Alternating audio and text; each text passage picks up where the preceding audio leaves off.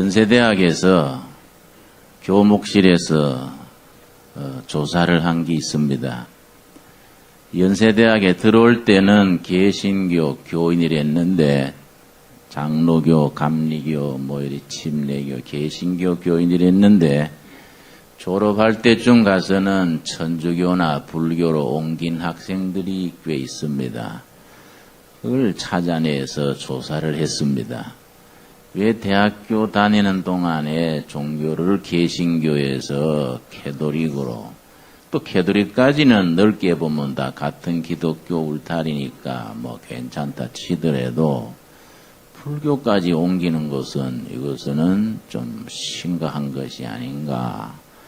왜 그래 됐느냐 조사를 했는데 여러 가지 이유 중에 가장 큰 이유가 3가지가 나왔습니다. 이건 이제 요즘 젊은 청년 지식인들이 우리 개신교에 대해서 어떤 점을 못마땅해 하고 어떤 점에 대해서 거부감을 가지느냐 하나의 기준이 될 수 있겠습니다. 첫째가 뭐냐면은 개신교는 너무 소란하고 깊이가 없다.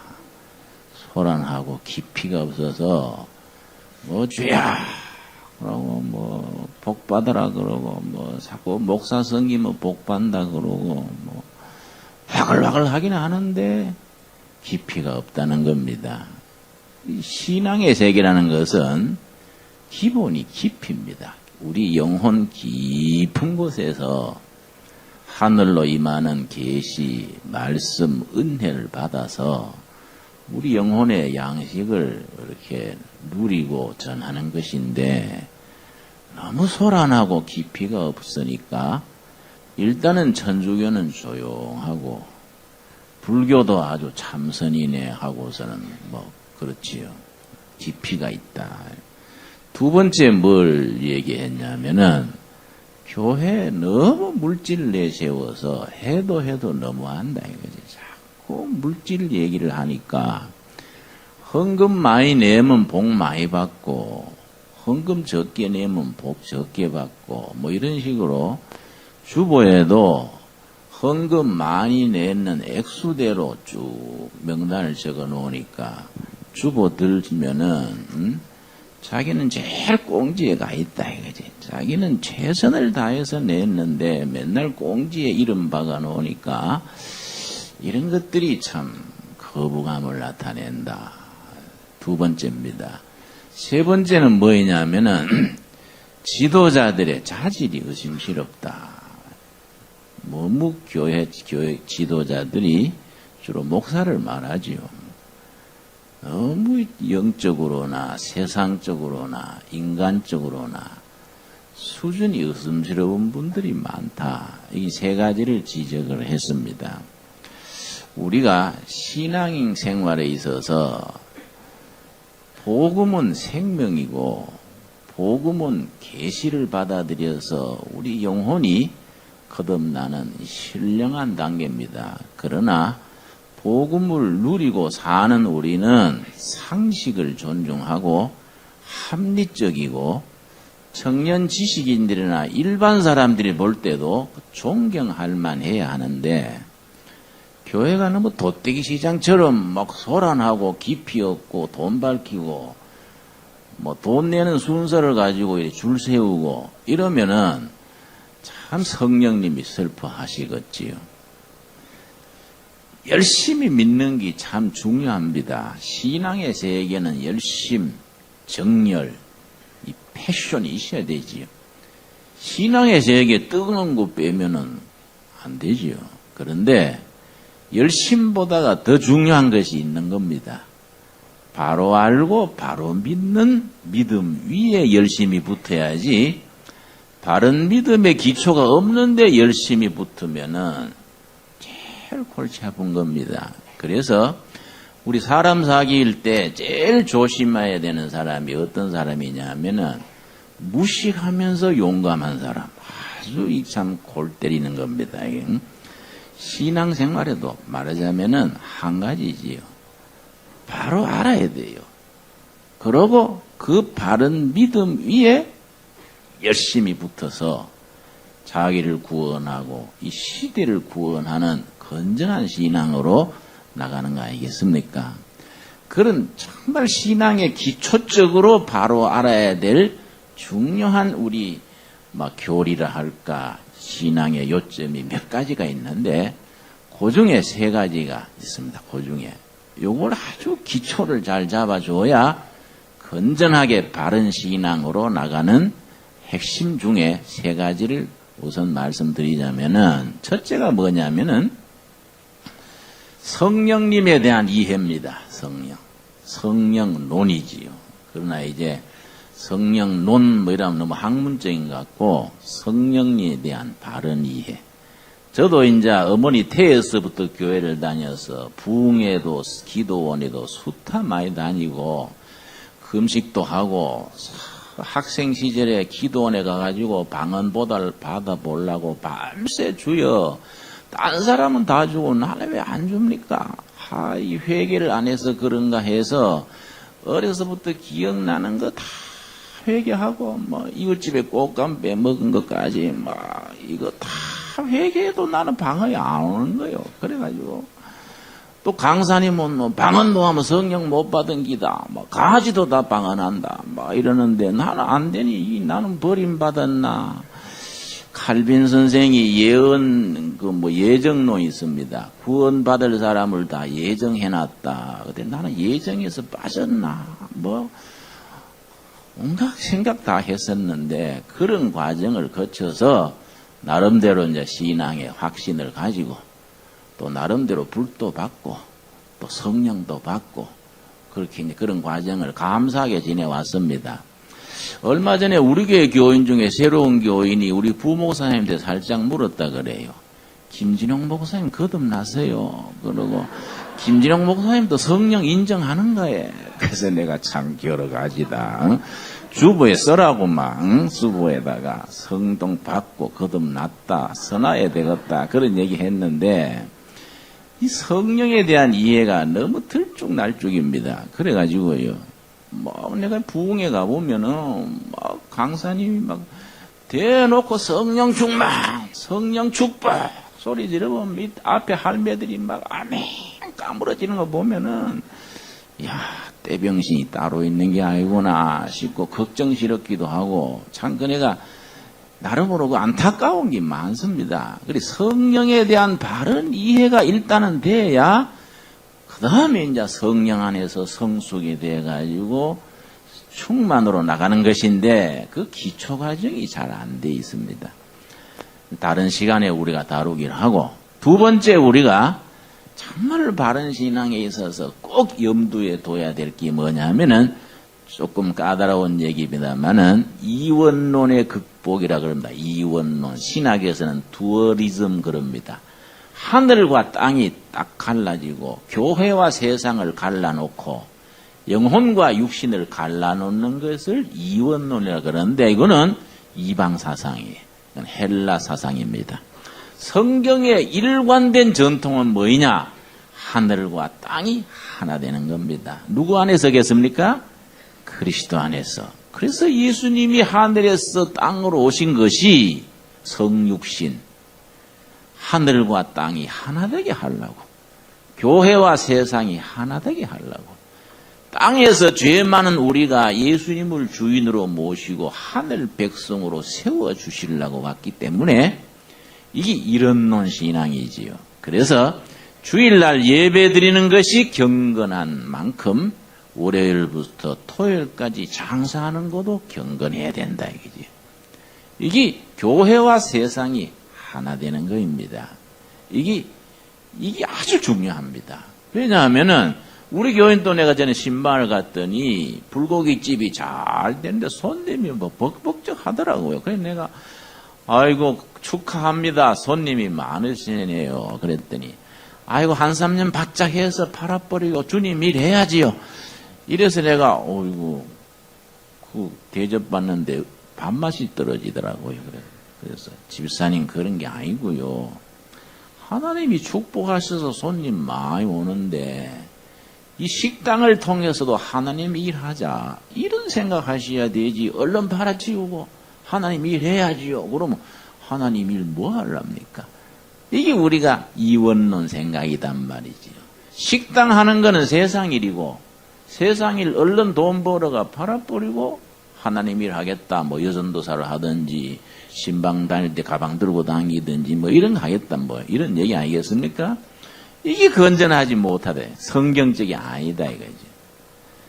자, 여기에 대해서는 에베소서 1장에서 확실하게 얘기를 합니다. 에베소 한번 찾아보겠습니다. 에베소 1장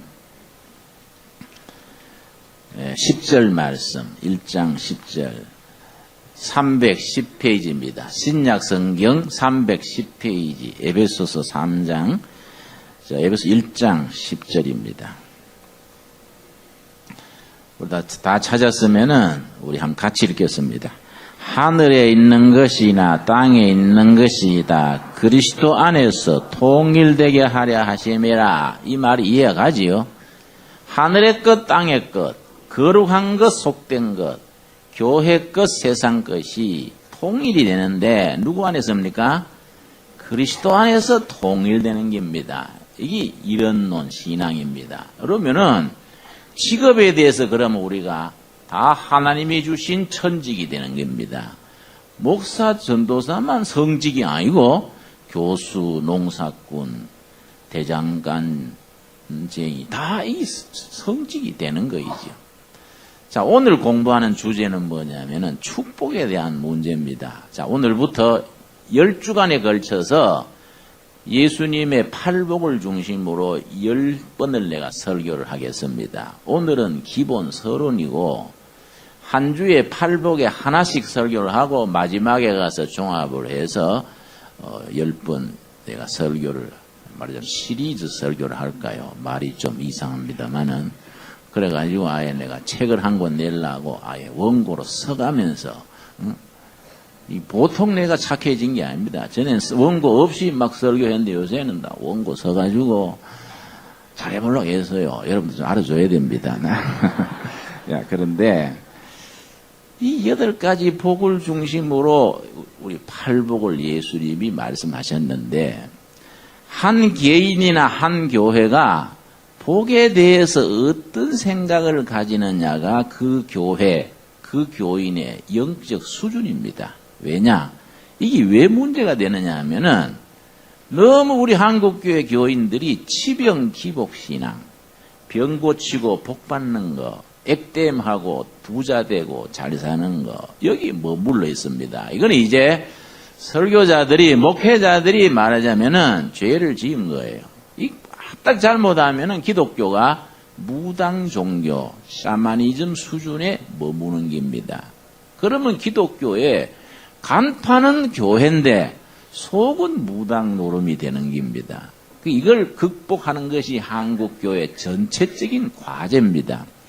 그래서 이 축복 문제에 대해서 성경적인 가르침, 예수님의 가르침에 대해서 우리가 바른 인식을 하고 바른 이해에다가 바른 신앙 고백을 가질 때에 우리가 건전한 신앙생활에 기본이 닦여갑니다. 이 축복 간의 문제. 자, 그러면은 1장 7절 보겠습니다. 창세기 1장 27절입니다.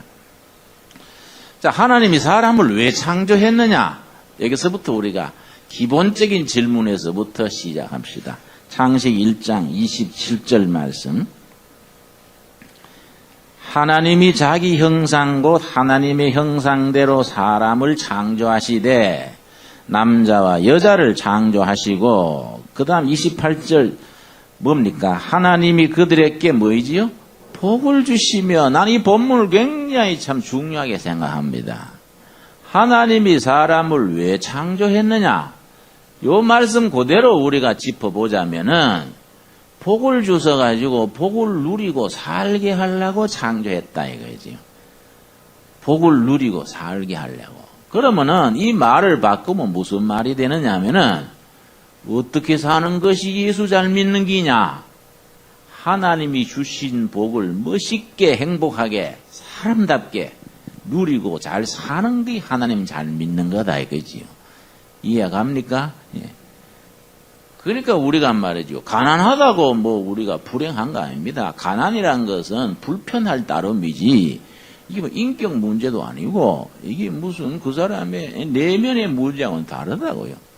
경제적으로 가난해도 속에 신령한 복이 넘쳐가지고, 뭐, 열부자보다도 더 행복하게 살 수 있는 겁니다. 하나님의 백성으로서. 창세기 1장부터 축복을 말씀하셔가지고, 맨 마지막 책인 요한계시록 1장 한번 보겠습니다. 요한계시록 1장. 제일 끝에 우리 한번 찾아보겠습니다. 계시록 1장 3절입니다. 요한계시록 1장 3절 말씀. 우리 찾았으면 한번 같이 읽겠습니다. 이 예언의 말씀을 읽는 자와 듣는 자들과 그 가운데 기록한 것을 지키는 자들이 복이 있나니 때가 가까움이니라. 성경은 첫 번째 책인 창세기부터 마지막 책인 계시록까지 복의 얘기입니다. 구약에서는 축복장이란 장이 있습니다. 신명기 8장하고 28장을 축복장이라 그러는데, 신명기 8장 우리 한번 찾아보겠습니다. 신명기 8장. 신명기 8장 28장을 무슨 장이라 한다고요? 축복장. 한국 사람들은 막 축복에 한이 져가지고, 여러분 혼숫감 해올 때 보십시오. 베갯머리도 복자, 밥상에도 복자, 수저에도 복자, 뭐 전부 복자예요. 왜 그렇게 복을 많이 찾겠습니까? 지질이 복을 못 받고 맨날 피란 보따리 사들고 왔다 갔다 해가지고 복에 막 포원이 있어서 한이 진 거예요. 나 그래 생각합니다.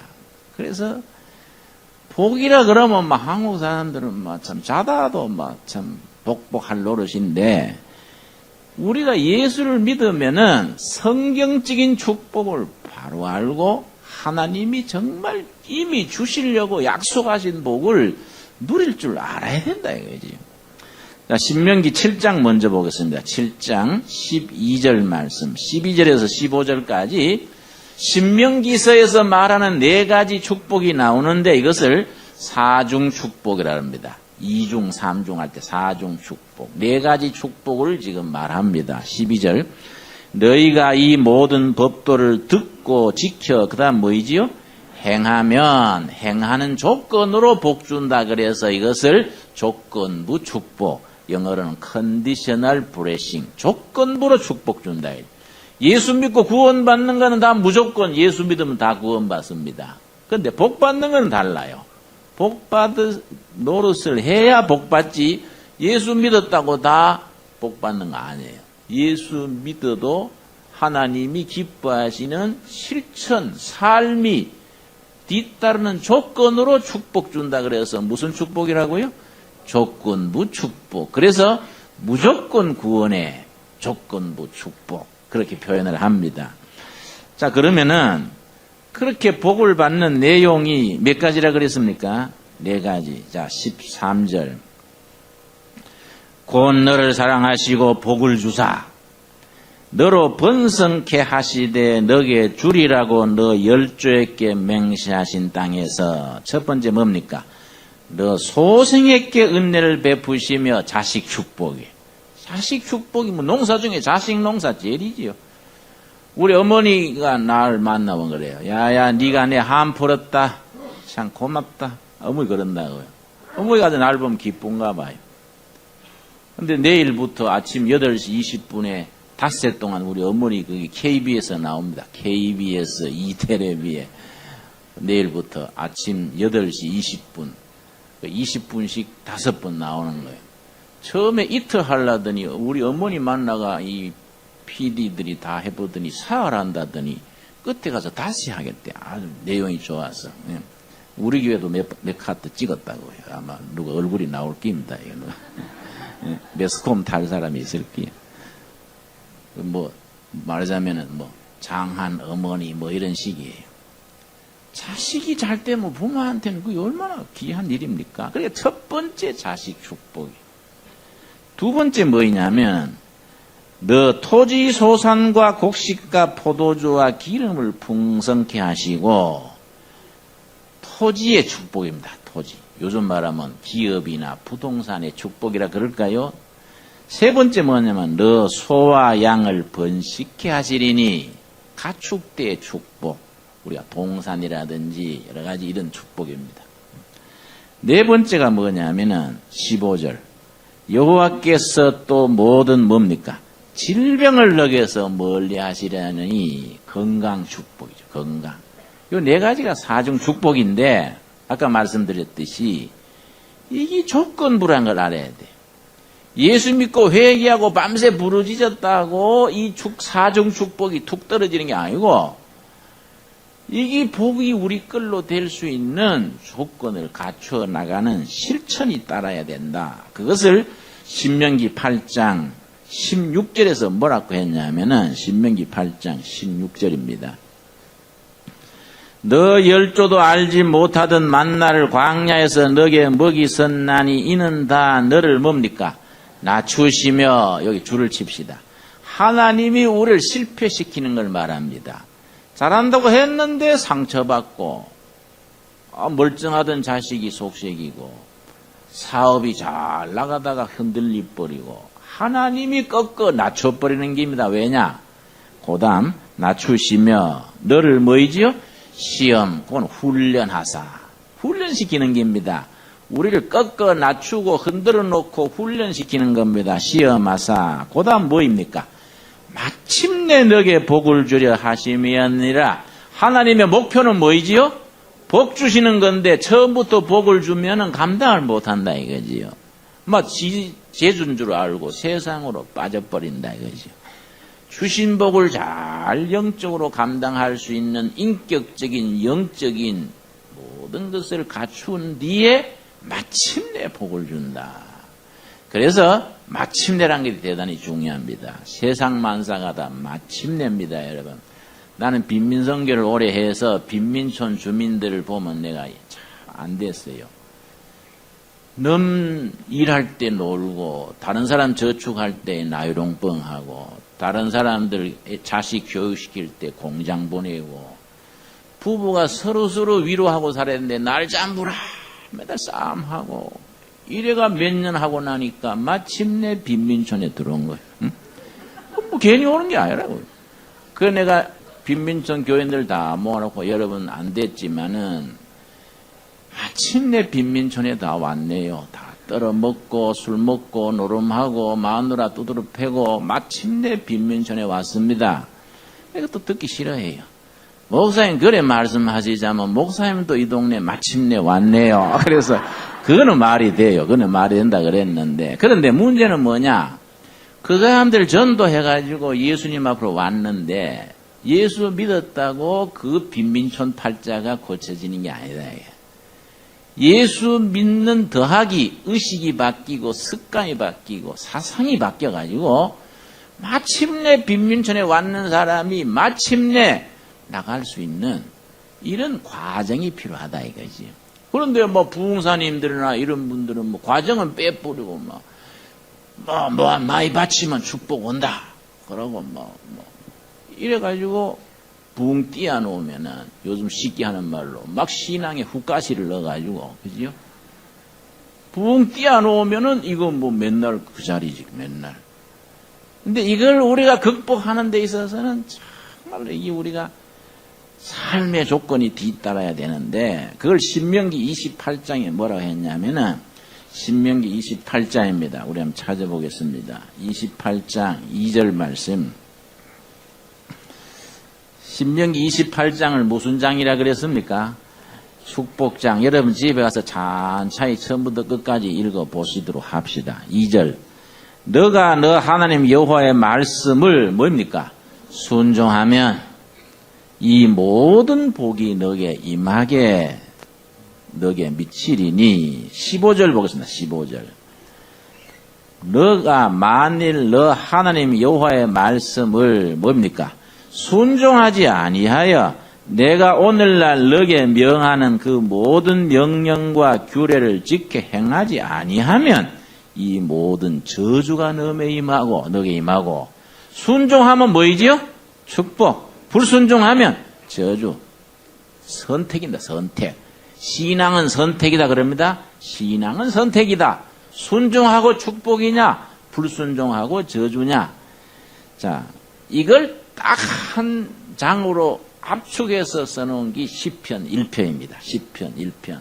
우리 한번 찾아보겠습니다. 시편 1편에 보면은 아주 우리가 하나님이 우리에게 허락하시는 축복을 받는 복 있는 자의 지름길, 아주 엑기스로 뽑아놓은 겁니다. 시편이 150편으로 되어 있는데 그 중에 1편이 전체 서론이자 전체 요약이다. 그렇게 말하기도 합니다. 1편 1절. 첫 마디가 뭡니까? 복 있는 사람은 악인의 꾀를 쫓지 아니하며 죄인의 길에 서지 아니하며 오만한 자의 자리에 앉지 아니하고, 요즘 말하면 줄서기를 잘해야 된다. 줄서기를 잘못하면은 복 있는 자가 못 되지요. 2절. 오직 여호와의 율법을 뭡니까? 즐거워하여 그 율법을 주야로 묵상하는 자로다. 어떤 사람이 복이 있느냐? 하나님의 말씀을 밤낮으로 묵상하는 사람이 복이 있는데, 묵상하고 순종하고 그대로 사는 거 다 포함된 겁니다. 자, 그런데 3절에 그 사람이 받는 복은 어떤 복이냐? 3절 우리랑 같이 읽겠습니다. 저는 시냇가에 심은 나무가 시절을 쫓아 과실을 맺으며 그 잎사귀가 마르지 아니한 같으니 그 행사가 다 형통하리로다. 시냇가에 심은 나무가 받는 축복이다. 왜냐? 그건 가문 지역이단 말이지요. 중동 땅은. 시냇가에는 물이 근원이 가까우니까 항상 물 공급받는다 이거지. 항상 푸르다 이거지. 성경에서 우리 시냇물 그러면 성령님을 우리가 상징하는 경우가 많습니다. 시냇가에 심겨진 나무가 늘 물을 공급받아서 잎이 싱싱하고 열매 맺듯이 하나님의 말씀을 묵상하는 사람은 성령과의 교통이 연락부절이라.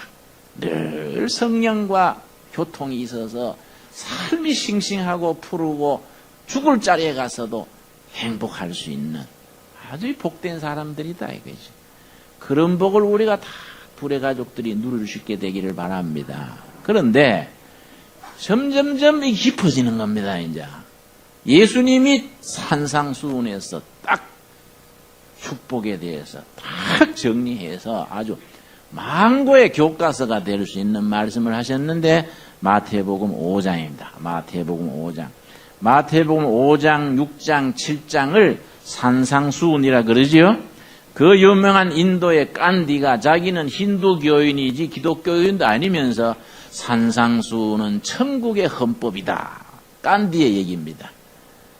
대한민국도 헌법이 있고 미국도 헌법이 있는데 천국, 하나님의 나라도 헌법이 있을 거다. 하늘나라 헌법은 뭘까? 마태복음 5장, 6장, 7장 산상수훈이 천국의 헌법이다. 종교 중에 종교요, 종교의 모든 다이아몬드다. 아주 깐디가 그런 말 했습니다. 자, 마태복음 5장 1절 보겠습니다. 1절. 예수께서 무리를 보시고 산에 올라가 앉으시니 제자들이 나온지라 입을 열어 가르쳐 가라사대. 3절을 같이 읽읍시다. 심령이 가난한 자는 복이 있나니 천국이 저희 것이며. 이게 이제 우리가 이렇게 번역이 되어 있습니다만은 원문은 이렇습니다. 복이 있도다 심령이 가난한 자들이여 천국이 저희들 것이로다. 이렇게 아주 시로 나와 있습니다. 시로. 복이 있도다 이걸 이제 헬라어로 마카리오이 복이 있도다 심령이 가난한 자들이여 천국이 저희 것이로다. 이렇게 아주 나가는데요. 오늘은 다음 주일부터 한 구절씩 공부하기로 하고, 오늘은 복이 있도다 할 때 복이라는 것이 성경으로 뭐이냐 이제 복이란 단어의 성경적 개념이 뭐이냐, 그걸 우리가 한번 생각을 해보겠습니다. 우리가 간단하게 우리가 살피고요. 시간이 많이 가버렸으니까. 우리가 복이라는 것이 성경에서 4가지를 이해하면 됩니다. 4가지. 성경에서 말하는 복이란 건 뭐이냐? 디모데전서 4장에 5장 보면은 복되신 여호와, 복이신 여호와, 복이신 하나님 자체가 복이다. 이게 하나님 자체가. 하나님은 복이시다 이 말. 그래서 하나님을 모시고 섬기고 하나님의 은혜를 누리는 자체가 복이지 뭐 돈 잘 벌고 건강하고 이걸 넘어서는 수준이 돼야 된다. 그래서 하나님은 복이다. 근데 이걸 뒤집어 가지고 복은 하나님이다 그러면 안 되죠. 우리 김지아 시인이 밥은 하나님이다 그랬다. 밥은 하나님이다. 민초들의 그 배고픈 사정을 아마 시적으로 표현해서 밥은 하나님이다 그랬는데 복은 하나님이다 그러면 말도 안 되죠. 하나님은 복이시다. 하나님을 모시는 것이 이미 복을 우리가 누리고 소유한 것이다 이것이. 두 번째 복이란 건 뭐이냐 성경적으로 말해서 여러분 영어로 복을 뭐라 하는지 아십니까? God bless you란 말 아시죠? 하나님이 복 주시기를 바랍니다. 인사할 때 God bless you. bless가 복인데 영어로. 이 bless란 말이요. 두 가지 뜻입니다. 피를 흘려 바친다. 온몸으로 하나님께 드린다. 이게 bless입니다. bless. 그런데 이게 또 하나님이 복 주신다. 같은 뜻이에요. 이게 아주 영적으로 깊이가 있습니다. 왜냐? 하나님이 우리에게 복 주시는 것은 어떤 복이냐? 내 삶과 청춘과 인생, 직업과 재산을 하나님께 통째로 바치는 이 브레스라, 브레스.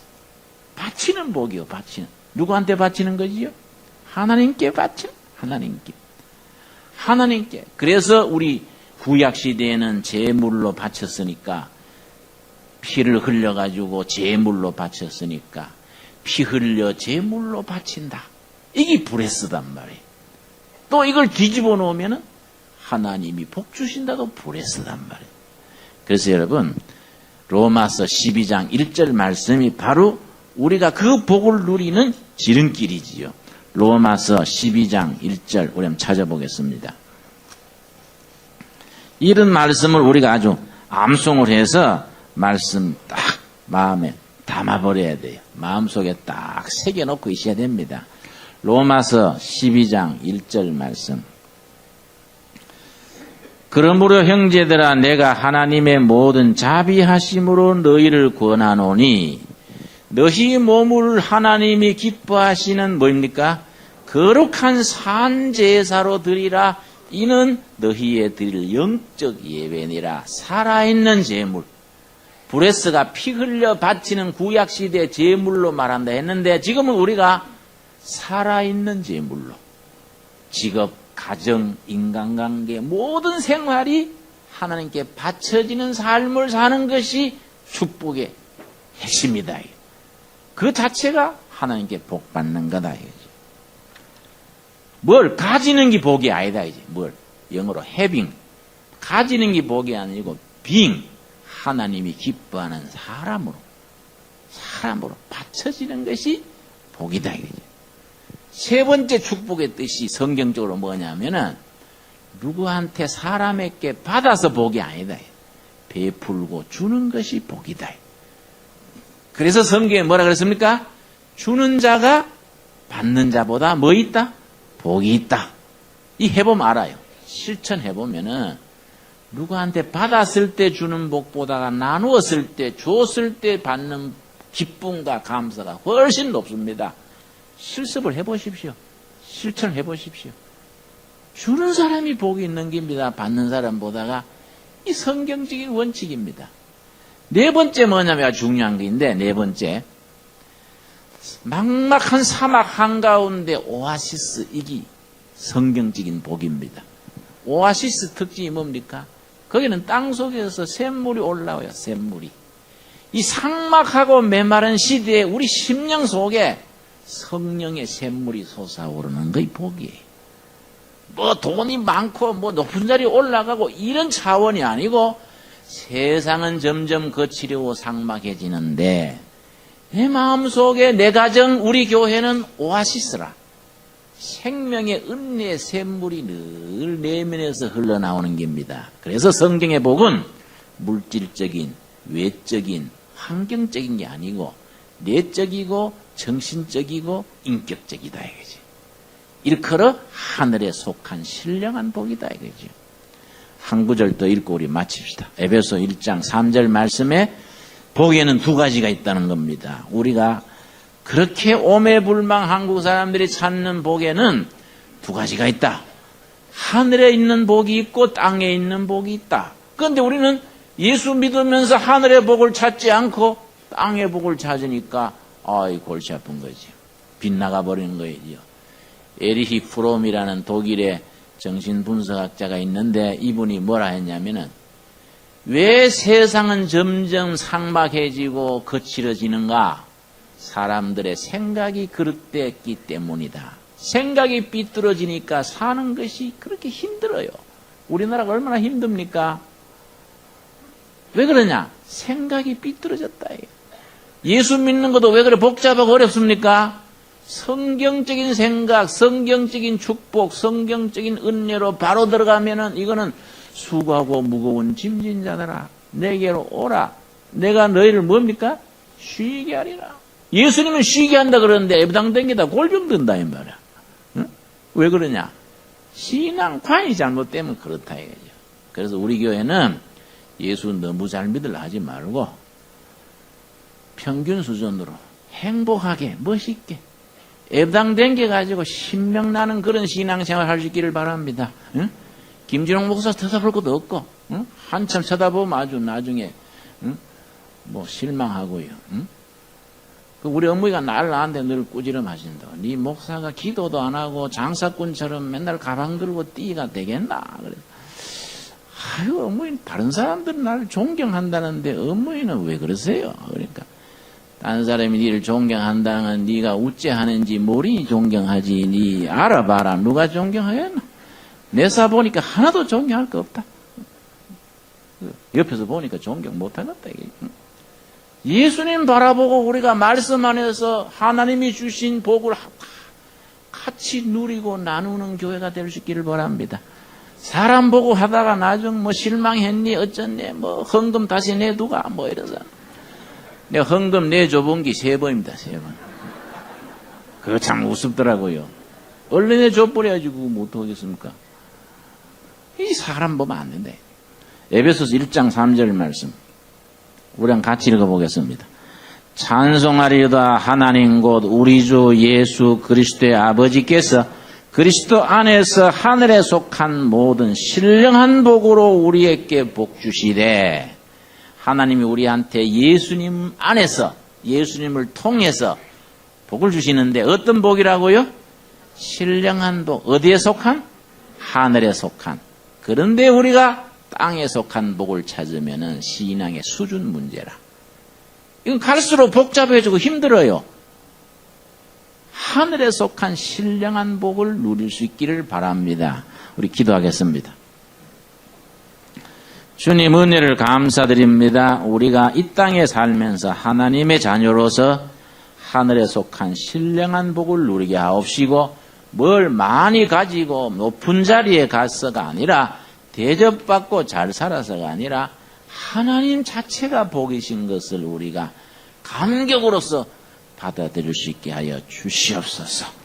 내 자신의 가진 것 인생과 청춘을 다 바치는 것이 복인 줄 알게 하옵시며 사람들에 대해서 요구와 기대가 아니라 섬기고 나누고 베품으로서 오는 복을 누릴 수 있게 하옵시며 이 사막 같은 상박한 시대에 우리 교회, 우리 가정, 내 심령 속에서는 지하수 샘물이 솟아오르듯이 신령한 은혜가 날마다 솟아 감사와 찬양이 있게 하옵소서. 그렇게 하늘로 오는 신령한 복을 누리는 성도로서의 우리가 누리게 하옵소서. 예수님 이름 받들어 기도드렸사옵나이다. 아멘.